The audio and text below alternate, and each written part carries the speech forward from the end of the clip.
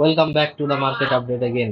অনেকদিন পরে আবার মার্কেট আপডেট নিয়ে আসলাম। ইরান আর ইসরায়েলের যুদ্ধের কারণে আসলে মার্কেট একটা থমথমে অবস্থা বিরাজ করতেছে। তো এই মুহূর্তে বিটিসি 98,300 টাচ করার পরে আবার পুল ব্যাক করতেছে। এই মুহূর্তে 1,02,500 1,02,254 বিটিসি গোয়িং করতেছে। তো 98,000 কোনো স্ট্রং সাপোর্ট বা রেজিস্ট্যান্স কোনোটাই না।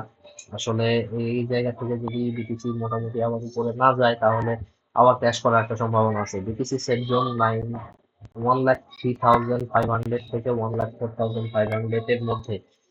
এর নিচে যদি বিটিসি ঘোরাফেরা করে তাহলে আবার মার্কেট ডাউন করতে পারে বা ক্র্যাশ করার সম্ভাবনা আছে।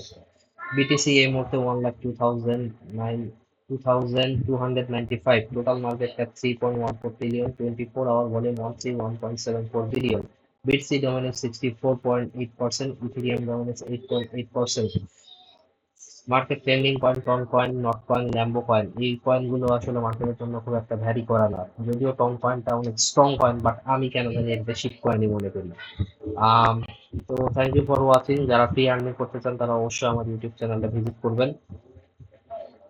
Like, comment, subscribe and share. By.